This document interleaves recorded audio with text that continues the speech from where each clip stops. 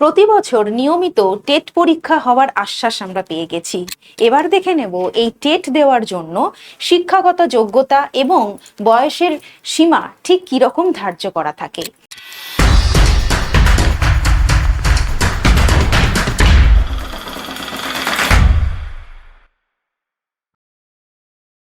TET বলতে কিন্তু আমরা দু রকম টেটের কথা বুঝি। একটা হচ্ছে প্রাইমারি টেট এবং আরেকটা হচ্ছে উচ্চ প্রাথমিক বা আপার প্রাইমারি টেট। তো দুই ক্ষেত্রে আলাদা আলাদা কিছু ক্রাইটেরিয়া থেকে থাকে। আমরা প্রথমে প্রাইমারি টেট অর্থাৎ প্রথম থেকে পঞ্চম শ্রেণী পর্যন্ত ছাত্রছাত্রীদের পড়ানোর জন্য যে টিচিংয়ে নিয়োগ হয় সেই প্রাইমারি টেটের শিক্ষকতার জন্য যোগ্যতাগুলো দেখে নেওয়ার চেষ্টা করছি। প্রথমেই শিক্ষাগত যোগ্যতা, যেটা কিনা রাখা হয়েছে উচ্চ মাধ্যমিক বা সমমানের পরীক্ষায় ন্যূনতম 50% নাম্বার পেয়ে পাশ করে থাকলে আপনি কিন্তু এই পরীক্ষার জন্য এলিজিবল। আর কি, যদি দেখা যায় যে আপনি প্রাক্তন সৈনিক, সেক্ষেত্রে আপনি 5% ছাড় পাবেন, অথবা 45% নাম্বার পেলেও আপনি আবেদন করতে পারবেন।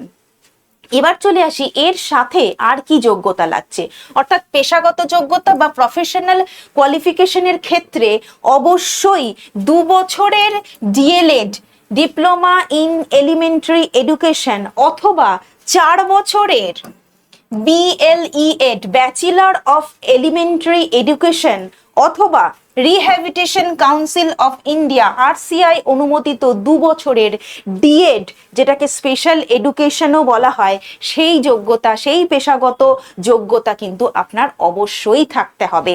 তাহলে একদিকে দেখলাম এইচএস বা তার সমতুল্য আমাদের শিক্ষাগত যোগ্যতা, এবং তার সাথে পেশাগত যোগ্যতা হিসেবে ডিএলএড বা ডিএড, এই ধরনের যে ট্রেনিংগুলো হয় সেটা কিন্তু আপনাকে করে থাকতে হবে।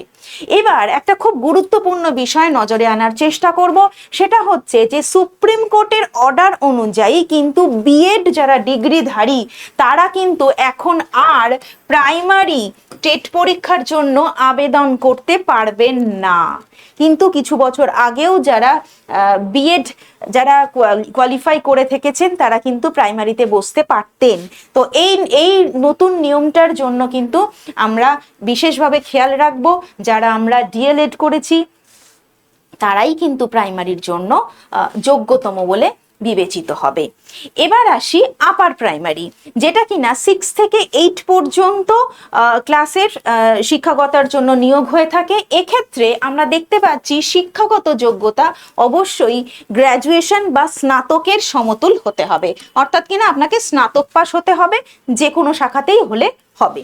তার সাথে কি লাগবে পেশাগত যোগ্যতা? তার সাথে পেশাগত যোগ্যতা অবশ্যই 2 বছরের ডিএলএড অর্থাৎ ডিপ্লোমা ইন এলিমেন্টারি এডুকেশন, অথবা 50% নাম্বার সহ গ্র্যাজুয়েশন অথবা পোস্ট গ্র্যাজুয়েশন, এবং বিএড যদি আপনি বিএড করে থাকেন অর্থাৎ ব্যাচেলর অফ এডুকেশন আপনার করা থাকে, সেটা 1 বছরের হোক বা 2 বছরের হোক, যেটাই আপনি করে থাকেন না কেন পেশাগত যোগ্যতা হিসেবে সেটা গ্রাহ্য হবে। এখানেও সংরক্ষিত শ্রেণীর প্রার্থীদের অর্থাৎ এসসি, এসটি, ওবিসি এবং হ্যান্ডিক্যাপদের জন্য গ্র্যাজুয়েশনের নম্বরে 5% ছাড় দেওয়া হয়। তো এটা গেল আমাদের শিক্ষাগত যোগ্যতা দুটি টেটের ক্ষেত্রে। এবার চলে আসি যে বয়সের ক্ষেত্রে। চিরাচরিত নিয়ম অনুযায়ী ন্যূনতম বয়স 18 হলে তবেই কিন্তু এই পরীক্ষায়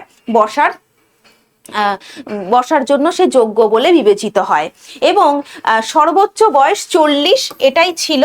তবে বর্তমানে আমরা প্রত্যেকেই জানি বয়সের ক্ষেত্রে বিশেষ ছাড় দেওয়া হচ্ছে, সেক্ষেত্রে যার যেরকম বয়স সেই অনুযায়ী কিন্তু আপনারা জানেন যে মোটামুটি 5 বছরের ছাড় পেতে পারেন। আচ্ছা, ওবিসির ক্ষেত্রে 3 বছরের ছাড় থাকে, অর্থাৎ কিনা সর্বোচ্চ 43 বছর বয়সী মানুষেরা কিন্তু টেট দিতে পারে। তবে এজ রিল্যাক্সেশনের ক্ষেত্রে আপনি কিন্তু নতুন যে নিয়ম সেই অনুযায়ী আপনার বয়সটা ক্যালকুলেট করবেন, এবং এসসি, এসটি এবং হ্যান্ডিক্যাপ স্টুডেন্টদের জন্য কিন্তু দেখা যায় সর্বোচ্চ বয়স ধার্য করা থাকে 45 বছর। সেক্ষেত্রেও আপনাদের নতুন নিয়ম অনুযায়ী বয়সের যে ছাড়টা দেওয়া হচ্ছে সেই অনুযায়ী আপনারা হিসেবটা করবেন। এবার আসি যে ভাষা ও নাগরিকত্ব কি এক্ষেত্রে গুরুত্বপূর্ণ কিছু ফ্যাক্টর, আমরা দেখে নেব। বলা হচ্ছে প্রার্থীকে অবশ্যই ভারতের নাগরিক হতে হবে, আর প্রথম ভাষা বা ল্যাঙ্গুয়েজ ওয়ান হিসেবে নিজের পছন্দের ভাষা, যেরকম বাংলা, হিন্দি, উর্দু, নেপালি, সাঁওতালি ইত্যাদি যা কিছু একটা বেছে নেওয়া যায়। তবে পশ্চিমবঙ্গে শিক্ষকতার ক্ষেত্রে বাংলা ভাষা পড়তে, লিখতে, বলতে জানাটা কিন্তু আবশ্যিক বলে গণ্য করা হয়, এবং কিছু নির্দিষ্ট পার্বত্য এলাকা বা সংখ্যালঘু স্কুল বাদে এই বিষয়টা মোটামুটি সর্বত্রই খাটে। চূড়ান্ত বর্ষের ছাত্রছাত্রীরা কি আবেদন করতে পারবেন? এই যে বিষয়টা, এটা কিন্তু খুব গুরুত্বপূর্ণ এবং অনেক স্টুডেন্টদের কাছে এটা কনফিউশনের কারণ। হয়তো আপনার বিএড চলছে, আপনি জাস্ট পরীক্ষাটা দেবেন, পরীক্ষাটা বাকি আছে, সেই মুহূর্তে ফর্মটা বেরোলো, আপনি কি অ্যাপ্লিকেবল? হ্যাঁ, অবশ্যই আপনি অ্যাপিয়ারিং ক্যান্ডিডেটস হিসেবে কিন্তু অ্যাপ্লাই করতে পারবেন। যারা ডিএলএড বা বিএড কোর্সের একদম শেষ বর্ষে পড়ছেন বা ফাইনাল পরীক্ষা ফলের জন্য অপেক্ষা করছেন, তারাও কিন্তু টেট পরীক্ষার জন্য আবেদন করার সুযোগ পাবেন।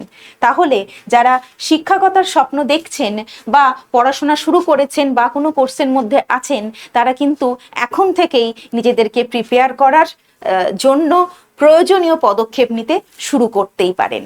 এবার বলবো যে তাহলে প্রস্তুতির আগে আমরা যে বিষয়গুলো আমাদের আছে কিনা দেখে নেব, সেটা আরো একবার হচ্ছে আমাদের শিক্ষাগত যোগ্যতা ঠিকঠাক আছে নাকি, সঠিক পেশাগত ট্রেনিং, এইটা নিয়ে যেরকম প্রচুর মানুষের অনেক কনফিউশন থাকে। আপনারা বিভিন্ন মাধ্যম থেকে এই ধরনের ডিগ্রিগুলো করে থাকেন, কোনটা অ্যাপ্লিকেবল কোনটা অ্যাপ্লিকেবল নয়, এই নিয়ে একটা বিরাট দ্বন্দ্ব থাকে। তাই প্রথমেই বলবো যে যখনই আপনারা কোনো কোর্সের মধ্যে যাচ্ছেন, তখন কিন্তু ভালো করে দেখে বুঝে খবর নিয়ে নিন, ঠিক আছে? আর বয়সের সীমা তো আমরা জানি 18 থেকে 40, যদিও এখন এজ রিল্যাক্সেশন আছে। আর বাংলা ভাষা জানাটাও কিন্তু যথেষ্ট গুরুত্বপূর্ণ একটি ক্রাইটেরিয়া, কিছু কিছু ক্ষেত্রে বাদ দিয়ে। তো এই সব কিছু নিয়ে আমাদের বিএসএসসিআই তে কিন্তু টেটের জন্য ব্যাচ চলছে, প্রাইমারি টেট এবং upper primary TET, social studies এবং সায়েন্সের, ম্যাথ অ্যান্ড সায়েন্সের প্রত্যেকটা টেটেরই কিন্তু আলাদা আলাদা করে আমাদের কোর্স শুরু হয়ে গেছে। আপনারা যারা ভাবছেন যে আপনার সমস্ত যোগ্যতাই তো মিলে যাচ্ছে, তাহলে কি আমি পরীক্ষার জন্য প্রস্তুতি শুরু করব, তাহলে অবশ্যই বিএসএসসি এর কথা ভাবতে পারেন, এবং এক্ষেত্রে আপনি আমার সাথেও যোগাযোগ করতে পারেন।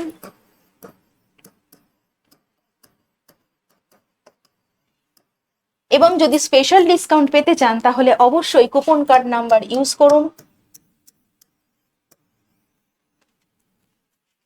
আপনারা নিশ্চয়ই জানেন টেটের ক্ষেত্রে নিজের বিষয়ের পাশাপাশি অনেকগুলো নতুন বিষয় পড়তে হয়, তাই প্রত্যেকটা বিষয়ের সঠিক এবং একেবারে নির্দিষ্ট সময় অনুযায়ী একেবারে বাধা গতে যাতে আমরা এগোতে পারি, তার জন্য কিন্তু যে কোনো একটি সংস্থার সঙ্গে যুক্ত থাকা যথেষ্ট পরিমাণে গুরুত্বপূর্ণ। সেক্ষেত্রে আমাদের বিএসএসসিআই ইউটিউব চ্যানেলের বিভিন্ন টেটের ক্লাসগুলো আপনি দেখে নিতে পারেন।